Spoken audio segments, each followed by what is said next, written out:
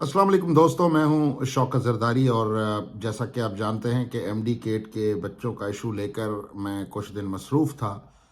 तो last week मैंने आपको बताया था कि मैं एक स्टोरी आपको दूंगा सिंध का एक world bank funded project Sindh irrigated agriculture enhance productivity enhancement project जो है, ये तकरीबन बीसियों अरबों रुपए का प्रोजेक्ट है।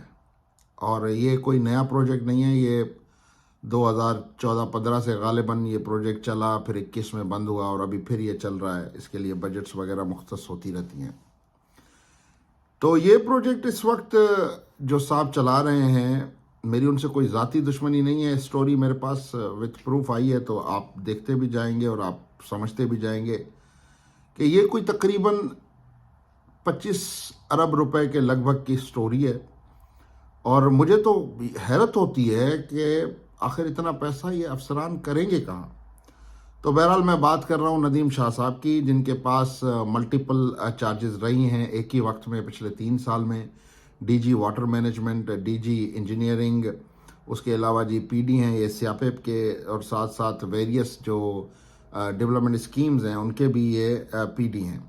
और उसके अलावा ऐसे लगता है जैसे इनके अलावा कोई अफसर नहीं है पूरे इदारे में जो इनको इतना नवाजा गया। और इसको नवाजने वाले वही लोग हैं जो पहले लोगों को नवाजते रहे हैं, जिनके आप खुद जानते हैं कि कलंदर कोई हम उनकी शिकायत कर सकते हैं, किसी और को तो हम कह नहीं सकते कि जी इनका कुछ करें। तो जी पहला पॉइंट जो है वो नदीम शाह साहब के हवाले से वो ये है कि ये 19 ग्रेड के अफसर हैं और इनका प्रमोशन हुआ। इन्होंने अपने एक सीनियर को सस्पेंड करवाया, उनकी कुर्सी हथियाने के लिए अपना जाली प्रमोशन करवाया।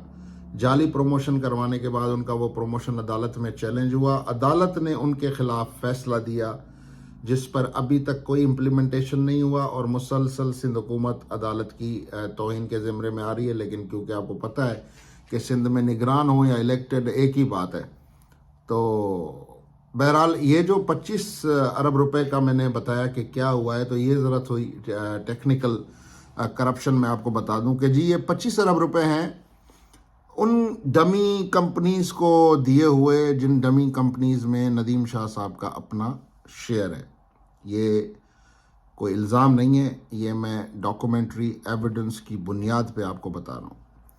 और साथ साथ ये कोई 55% पूरे का पूरा पैसा इन्होंने करप्शन में, क्योंकि वो प्रोजेक्ट है तकरीबन कोई 40 बिलियन के लगभग का, तो 55% जो बनता है उसका वो कोई 20-25 अरब के लगभग या उससे थोड़ा ज़्यादा ही बनता है।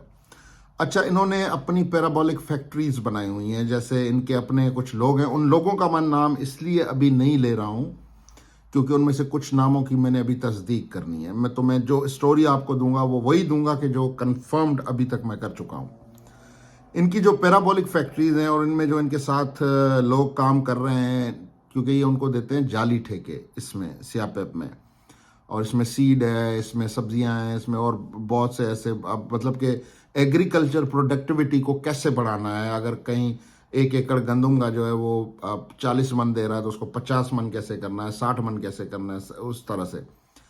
तो ये जो अफसर हैं इनके जो मुख्तलिफ ऑनरशिप्स और इसमें मुलविस हैं, मैं फ़िलहाल सिर्फ और सिर्फ बताऊंगा कि ये फैक्ट्रियाँ कहाँ कहाँ पर हैं। बदीन में है, टंडो जाम में है, टंडो मोहम्मद ख़ान में है, उसके अलावा तलहार में है, सुल्तानाबाद में है, उसके अलावा जी टंडो जान मोहम्मद में भी है, और मीरपुर ख़ास, और साथ साथ जो है वो हुसड़ी में, ये जो अपना हैदराबाद के करीब, उसके अलावा ठट्टा में। तो ये मुख्तलिफ़ फैक्ट्रीज़ हैं जिनके नाम पे ये सारा वर्ल्ड बैंक को तो मैं लिख रहा हूँ कि जी आप इसको देखें, और साथ साथ ये पूरा जो भी है रिसर्च जो हमने की है।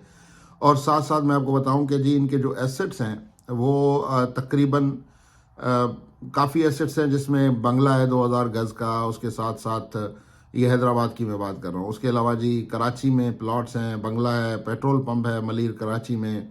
उसके अलावा कोई 1000 एकड़ की कोई फार्म, अपना 1000 एकड़ जो लैंड है एग्रीकल्चर प्रोसेसिंग स्टोर की, वो डिफरेंट डिस्ट्रिक्ट्स में। ये बड़ा मतलब कि एक ऐसा मामला है जो कि बिल्कुल ढका छुपा है। आपने सुना भी नहीं होगा इस प्रोजेक्ट के बारे में, लोगों ने सुना ही नहीं होगा कि ये जी सियापेप जो है वो क्या प्रोजेक्ट है। उसके अलावा जी फ्लड जो अभी आया था, उस मेरा इन साहब से इख्तलाफ सिर्फ इस बात का है कि जी फ्लड के नाम पर इन्होंने भी बड़ा माल बनाया। फ्लड में 4 अरब रुपए जो है, आपको पता है जब फ्लड आया तो इन्होंने असेसमेंट की कि जी ये वाटर कोर्सेज जो हैं, कनाल्स जो है ज़मीनों के अंदर, वो कनाल्स जो हैं वो डैमेज हुए तो उनको रिहेबिलिटेट करना है, उनको वर्केबल पोजीशन में लाना है। तो उन सारे कनाल्स का कोई 4 अरब रुपए का बजट है। और अभी भी मैं आपको कहता हूँ कि हल्फिया आप जाकर उन मुतासरा किसानों से पूछेंगे कि जी आप बताएं कि जी इस प्रोजेक्ट के ज़रिए मेरे ख्याल से कोई 2000 के करीब या मे बी को 35,000, आई exactly have know figure at the moment, लेकिन हज़ारों की तादाद में वाटर कोर्सेज थे जो इन्होंने रिहेबिलिटेट करने थे। और उसके पैसे ये साहब जो हैं वो खा गए मिलकर, क्योंकि इस प्रोजेक्ट का किसी को पता ही नहीं है। और मोस्ट प्रोबेबली ज़्यादातर चांसेस हैं कि कुछ सहाफ़ी जो हैं वो उनके इस प्रोजेक्ट में पार्ट एंड पार्सल रहे हों, लेकिन मैं ये सिक्स सेंस मेरा कह रहा है, मैं मतलब कोई किसी पे इल्ज़ाम नहीं लगा रहा हूँ। तो ये जी शाह साहब हैं और इनको लाने वाले हमारे एक पुराने दोस्त हैं। उनके साथ कभी कभी चलती रहती है ख़बरों की जंग।